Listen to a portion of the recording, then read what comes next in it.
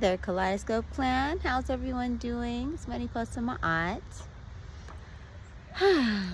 And today, I wanted to talk a little bit about the difference between my experience of racism in the United States and in Mexico. Because there is racism in Mexico. I mean, let's just be truthful. Racism is all over the world. It's been exported through the media and through the education system and all those kinds of things. So there is no getting around it. But I would say that there is a huge difference in my experience here and in the United States. And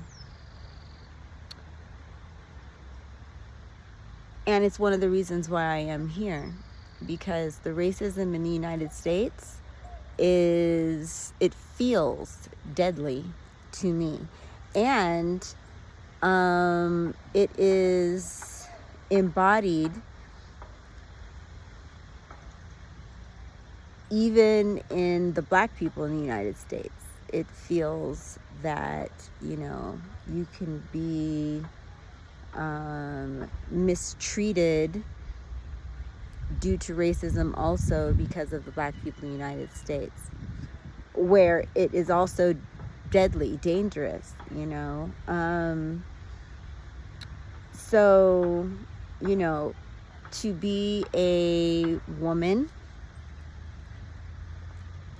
it's especially, it's serious for men too. It's serious for everyone, but clearly from the different things that we see in America constantly, the shootings, the police brutality, the mental illness that is so pervasive that people die from it regularly. Racism is a factor in it quite often. And that is just when you're dealing with like death, but on top of that, and just the practices related to, employment and living situations and these kinds of things, it feels much more intense and threatening in the United States than it does in Mexico. Now, I've only been in a few places in Mexico, so I am not speaking from living all over Mexico, of course. But in the places that I've been in, the racism is there. So I've always chosen to live in very nice places where there are people who have money and that kind of thing. And so even though I work online, I'm not competing in the work environment or competing with people on the ground. I've still received, negative attention sometimes in certain environments. And I would say actually that I have felt it more where there are Americans and other foreigners, because I also have lived in places where there are a lot of tourists. So I have received, I've never felt in danger. Well, let me not say that. There is one time where I felt in danger. And that is a special circumstance. I'll talk about that another time. I don't want to talk about it right now. But it was not like a normal living circumstance. It was actually a special event, and things were happening, and I was the only brown person. I felt that factored into it. But it was a spiritual ceremony. But in Mexico, just, dealing with people on the street and that kind of thing, I've never felt in danger, and that's a blessing. Now, I have felt racist energies from people in passing. You know, here where I live in San Miguel de Allende, the sidewalks are very small. And so there's a lot of entitlement around space that, you know, the lighter persuasion tends to have here, related to who should get off the sidewalk and those kinds of things. And I've gone to events where I was the only brown person and I was completely ignored, where I ended up just leaving because I didn't feel like dealing with it. And I've been to events where I got too much attention. I wouldn't say that's racist per se, but I was kind of eroticized, I would say, you know, where people focus on you too much, and I didn't feel comfortable because I didn't want that much attention when I was just there to be amongst other people, you know. So I've felt both of those experiences, but neither one were immediately threatening. It's more of an irritation, that kind of thing, and then I just have the choice of choosing another environment, you know. However, the situation in the United States is so serious. And, you know, just the other day, there was a shooting that a melanated young man, 17, a black boy, in Nashville, right, had shot up a school, Antioch, is that what it's called? School. And he had written something about how he felt lowly and, you know, basically how he identified with racist people. He didn't love himself. And that's what I mean is black people have a tendency to be so self-hating that it's dangerous, that they're dangerous to themselves and to others that are like them. In the United States, here where I've been, there aren't that many brown people here. Definitely not very many of African descent where I have lived. So I'm not a focus overall. Like, people don't immediately, when they see me, they don't see me as a big threat to anything because I'm not really a factor. I'm just a person, you know. And I'd rather be that. It's not, you know, of, you know, high esteem as a lot of white Americans. But I don't care because I'm just thankful to feel safe, which is a blessing, right? To feel safe, to feel peaceful, to not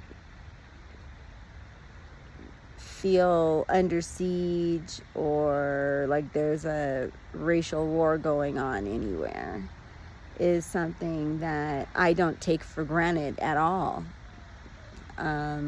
I understand the history of the world and I understand what my ancestors have been through, and I'm thankful for what I have.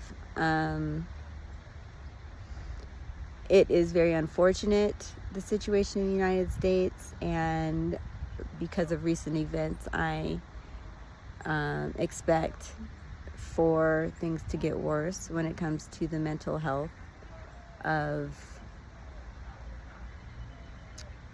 black people, African people, melanated people, brown-skinned people in the United States. It's a little unbelievable, but it's not. It's only because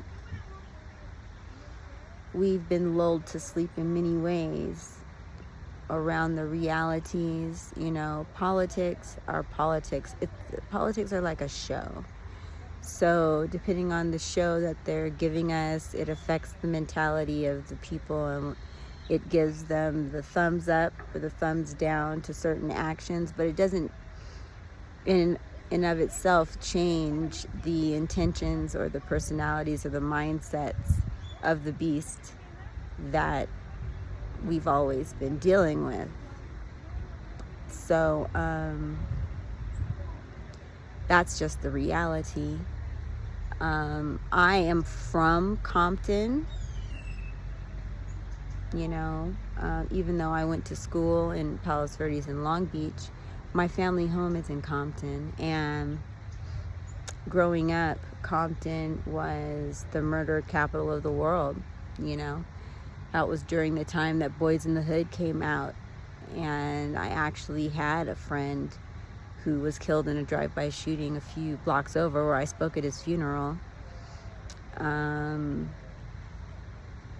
still, I would say that I was very naive to the reality. Even though I was alive during that time, I wasn't involved in gangs or anything, and I was very sheltered, or I thought of myself as sheltered, but I had to walk the streets every day to get to school and all that kind of thing. So I knew how to survive in the street, but I really didn't even know the elements that were right around me. I was not, no one educated me on those things. Even though my father is from Compton, he never educated me on any of that. They just pretended like it was safer than it was, and I just took it like that and took it, day by day or whatever. But I can say that by the time I was in high school,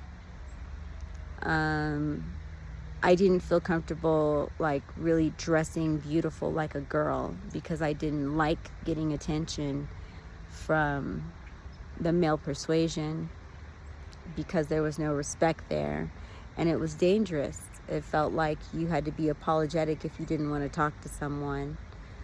And then when I left Compton, I went to Howard University in Washington, D.C., and at that time, Washington, D.C. was the murder capital of the world. So I have had to navigate, very dangerous environments related to black on black crime more than anything else. But in those places, again, there's a lot of police violence. And,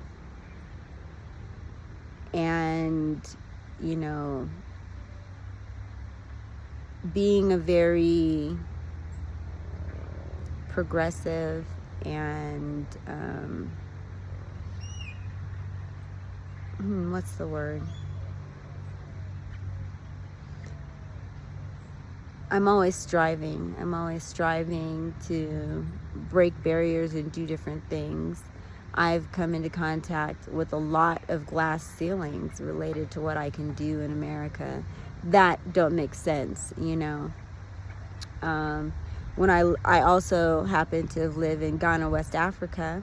Another reason why I moved there to raise my children was for safety. I didn't want to think about my children being safe, and Ghana was known as a safe place. Definitely, for black people, because it's African people, on their land, and so they weren't into killing people or having racial wars. They might have had disputes over land and that kind of thing. But that was the reason why I chose at that time to be in Ghana, was for safety, because safety first, your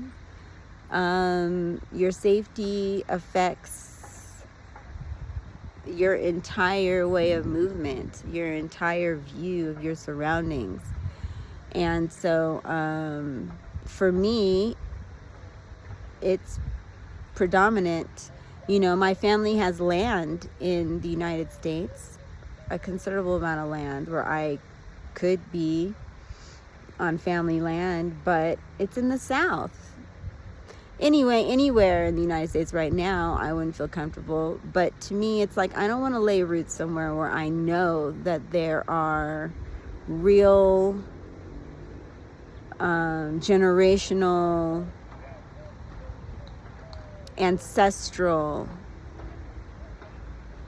energies that could always pop up and put you in danger again. And what we're seeing in America right now is a climate where that could definitely, be the case. So, that's why I've chosen to not fight that fight. Like, the way I see it is that my ancestors, you know, did the things that they had to do because they wanted their progeny, their descendants, to not have to fight, you know, to not have to do that fight. We have choices, and so I choose, you know, being someone who's kind of like a fish out of water sometimes, because I don't really have a place, you know, a group of people where I am that I identify with. But I'd rather do that than to identify with a group of people that are in crisis and mentally confused and dangerous to one another and not prepared for the fight that they're inside of. You understand? So it's just a choice. I do care about my people, of course. I care about America overall. I care about people's mental health, because I feel like all of it's just so unnecessary. It really is.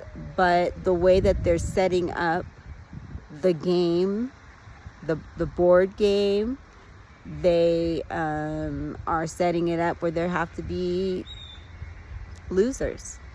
And so they're setting up, as is the norm, it to be based on the color gradient and the hair gradient of the people. So that is how I feel here. So, like, again, sometimes I feel like I'm invisible, like Ralph Ellison, the invisible man, the invisible woman. Sometimes I feel invisible here to certain people, certain elements, but that's okay. It's okay for me to be invisible, and I can just kind of be to myself and choose peace instead of this constant push, pull, argument, all that kind of stuff, you know. So, yeah, I have found Mexico to be great. And when I speak in Spanish, you know, dealing with the normal Mexican natives, they receive me just fine, you know.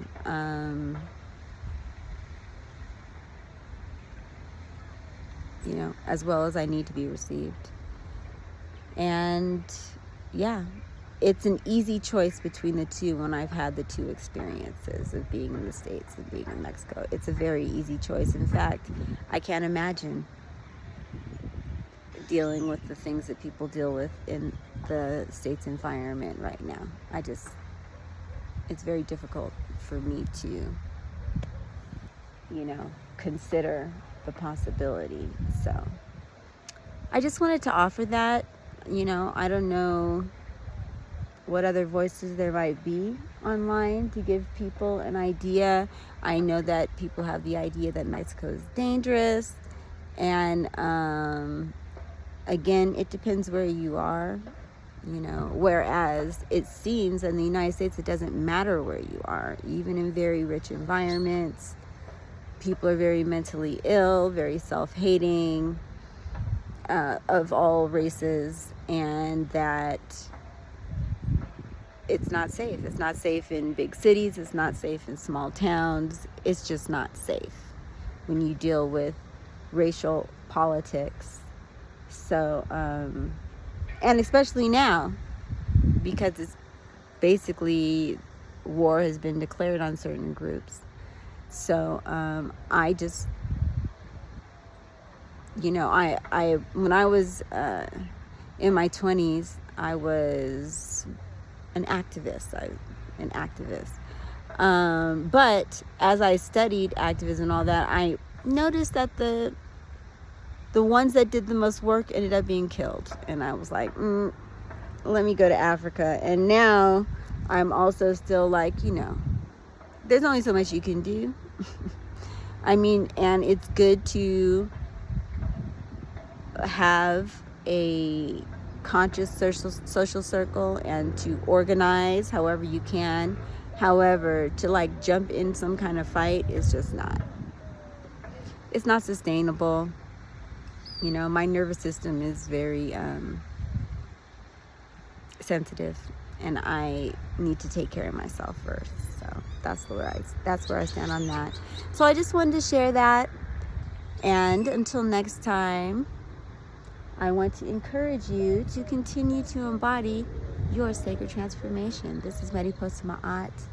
Until next time, peace.